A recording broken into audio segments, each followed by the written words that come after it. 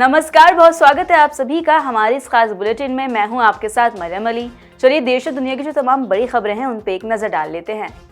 Delhi NCR में बीते कई दिनों से कड़ाके की सर्दी पड़ रही है। ऐसे में लोगों को काफी ज्यादा ठिठुरन का एहसास होने लगा। अब हाल ही में तापमान काफी ज्यादा नीचे दर्ज किया गया है। आपको बता देंगे करीब 5 से 7 डिग्री सेल्सियस के आसपास न्यूनतम तापमान देखने को मिला। ऐसे में काफी ज्यादा सर्दी बढ़ गई है।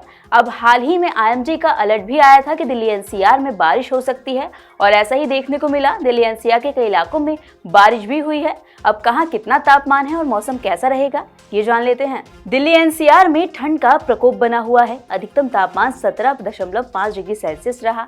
वहीं न्यूनतम तापमान 5.8 डिग्री सेल्सियस के आसपास दर्ज किया गया। दिल्ली एनसीआर समेत पूरे उत्तर भारत में इस वक्त कड़ाके की सर्दी पड़ रही है। एक ओर जहां घने कोहरे और शीतलहर की वजह से लोगों की हालत खराब हो रही है, वहीं दूसरी तरफ आज सुबह दिल्ली एनसीआर में बारिश भी शुरू हो गई। बारिश की वजह से ठंड और ज्यादा बढ़ने की संभावना भी जताई गई थी और ऐसा ही हुआ। बारिश होने के बाद तापमान लगातार तेजी से गिरा। वहीं उत्तर प्रदेश में ठंड और कोहरे का प्रकोप देखने को मिला। बीते दिन प्रदेश के कई इलाकों में हल्की धूप निकल आई, लेकिन शीतलहर चलने की वजह से लोगों को ठिठुरन का एहसास होने लगा। सोनभद्र में 4 डिग्री सेल्सियस तक न्यूनतम तापमान गिर गया। प्रयागराज, वाराणसी, कानपुर, बरेली और गोरखपुर में घने कोहरे की वजह से विजिबिलिटी 0 हो गई।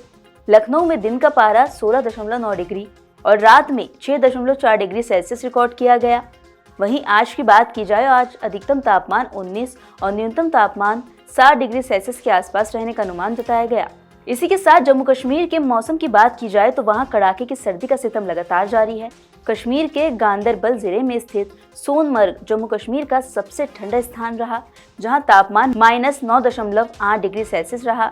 गुलमर्ग में तापमान -9.2 डिग्री सेल्सियस दर्ज किया गया। आईएमडी के मुताबिक 20 जनवरी तक मौसम यहां सूखा बना रहेगा, हालांकि बादल छाए रहेंगे। केंद्रीय गृह मंत्री अमित शाह जोधपुर के दौरे पे जाने वाले हैं। आपको बता दें कि रात का उनका ये दौरा होगा, जहां वो करीब 11 बजे के आसपास पहुंचेंगे और फिर कल उनको कई सारे ऐसे कार्यक्रम हैं जिनमें उनको शिरकत भी करनी है।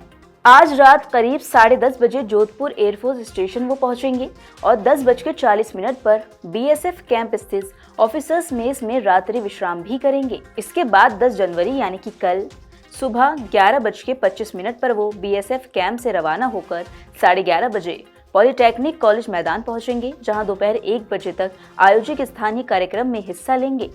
कार्यक्रम के उपरांत दोपहर करीब 1:30 बजे बीएसएफ कैंप लौटेंगे वापस, जहां 2 बजे तक उनका कार्यक्रम आरक्षित रहेगा। इसके पश्चात 2:15 पर जोधपुर एयरफोर्स स्टेशन पहुंचकर 2:20 पर जयपुर के लिए प्रस्थान करेंगे। गृह मंत्री का जोधपुर कार्यक्रम जारी होने पर प्रमुख सड़कों, वीवीआईपी रूट और संभावित कार्यक्रम स्थलों पर सुरक्षा व्यवस्था को अंतिम रूप दिया जा रहा है। वहीं केंद्रीय गृह मंत्री के आगमन को लेकर सड़क किनारे लोहे के बैरिकेड लगाए जा रहे हैं। वहीं ट्रैफिक और कानून व्यवस्था को लेकर पुलिस की विशेष तैनाती की गई। सुरक्षा के मद्देनजर दिल्ली से आई केंद्रीय एजेंसियों की टीमें शहर के कई इलाकों में सुरक्षा इंतजामों का जायजा ले रही हैं। वहीं airport, defence airport, circuit house, Maheshwari भवन समेत अन्य महत्वपूर्ण स्थानों पर गहन जांच भी की जा रही है। उधर आवारा कुत्तों के मामले पे लगातार सुप्रीम कोर्ट में सुनवाई हो रही है, आज भी होगी। अब आपको बता दें कि बीते दिन जो सुनवाई हुई थी उसमें जजों ने कहा कि एक अंग्रेजी अखबार है उसकी रिपोर्ट को पढ़कर ही वकील आए, यानी कि आज जो सुनवाई होगी उसके लिए कहा है कि जो अंग्रेजी अखबार में रिपोर्ट छपी है आवारा कुत्तों को लेकर उसको पढ़ के ही वो सामने आए। बीते दिन करीब 2.5 घंटे की सुनवाई में कोर्ट ने कुत्तों के बिहेवियर को लेकर चर्चा की।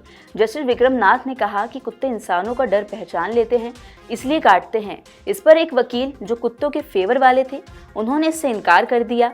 फिर जस्टिस ने कहा, अपना सिर मत हिलाइए, ये बात मैं पर्सनल एक्सपीरियंस से बोल रहा हूँ। इस मामले पर पिछले 7 महीनों में 6 बार सुनवाई हो चुकी है। पिछले साल नवंबर में सुप्रीम कोर्ट ने स्कूलों, अस्पतालों, बस स्टैंड, स्पोर्ट्स कॉम्प्लेक्स और रेलवे स्टेशनों से आवारा कुत्तों को हटाने का आदेश दिया था। इसके साथ ही कोर्ट ने कहा था कि इन जानवरों को तय शेल्टर में ट्रांसफर किया जाए। वहीं आपको बता दें कि याचिकाकर्ता के वकील ने कहा कि राज्यों ने जो आंकड़े दिए हैं उनमें से किसी ने ये नहीं बताया कि नगर पालिकाओं की तरफ से कितने शेल्टर चलाए जाते हैं। देश में सिर्फ 5 सरकारी शेल्टर हैं, इनमें से हर एक में 100 कुत्ते रह सकते हैं। हमें इंफ्रास्ट्रक्चर की जरूरत है। इससे पहले सुनवाई के दौरान एनिमल वेलफेयर की तरफ से दलील दे रहे एडवोकेट सीयू सिंह ने कुत्तों को हटाने या शेल्टर होम भेजने पर आपत्ति जताई थी। उन्होंने कहा कि कुत्ते हटाने से चूहों की आबादी बढ़ेगी। इस पर कोर्ट ने मजाकिया अंदाज में कहा, तो क्या बिल्लियां ले आएं? वहीं ठंड बढ़ने के साथ साथ लगातार दिल्ली एनसीआर में प्रदूषण भी बढ़ता जा रहा है। बीच बीच में राहत मिल जाती है थोड़ी, लेकिन फिर से दोबारा ये गंभीर श्रेणी में आ जाता है। आपको बता दें कि बीते दिन भी करीब 300 से 400 के बीच AQI दर्ज किया गया, जो एक खराब स्थिति में आता है। अब आज कितना AQI रहा कहाँ का, ये भी जान लेते हैं। आज राजधानी दिल्ली में और एनसीआर में काफी ज्यादा AQI खराब बना रहा। केंद्रीय प्रदूषण नियंत्रण बोर्ड के मुताबिक आज सुबह करीब 6 बजे AQI 318 दर्ज किया गया। वहीं गुरुवार को वायु गुणवत्ता में थोड़ा सुधार देखा गया था, लेकिन तब भी वो खराब ही था क्योंकि 300 से ऊपर दर्ज किया गया। राजधानी के निवासी लगातार घने कोहरे के बीच कड़ाके की ठंड की मार झेल रहे हैं। वहीं AQI भी उन्हें राहत नहीं दे रहा। दिल्ली की जहरीली हवा लोगों के दिल पर गंभीर असर डाल रही है। एक नए अध्ययन में खुलासा हुआ है, जिसमें सामने आया कि हवा में प्रदूषण बढ़ते ही दिल से जुड़ी बीमारियों और इमरजेंसी मामलों में तेजी से इजाफा हुआ।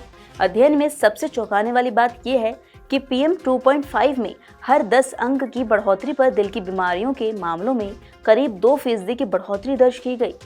यह अध्ययन piloting surveillance of environmental risk and cardiovascular events in Delhi and Shimla India 2021 नाम से स्प्रिंगर नेचर की जर्नल डिस्कवर पब्लिक हेल्थ में प्रकाशित हुई है।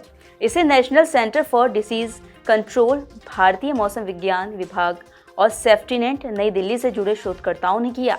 इस अध्ययन के मुताबिक 2021 में जब दिल्ली में वायु गुणवत्ता सूचकांक PM10 और PM 2.5 का स्तर बढ़ा, तो अगले ही दिन अस्पतालों में दिल के मरीजों की संख्या में बढ़ोतरी हो गई। यही नहीं, AQI में हर 10 अंकों की बढ़ोतरी पर कार्डियोवैस्कुलर मामलों में 1.8% का इजाफा भी हुआ। इसके अलावा PM10 में 10 यूनिट बढ़ने पर 1.2% ज्यादा मरीज भर्ती हुए और PM 2.5 में 10 यूनिट की बढ़ोतरी पर 2% ज्यादा मामले सामने आए। वहीं दिल्ली के मुकाबले शिमला में ऐसा कोई साफ पैटर्न नहीं मिला। इसी के साथ कुछ महीनों में प्रदूषण मानक से ऊपर जरूर रहा, लेकिन दिल की बीमारियों से इसका सीधा संबंध साबित नहीं हो पाया।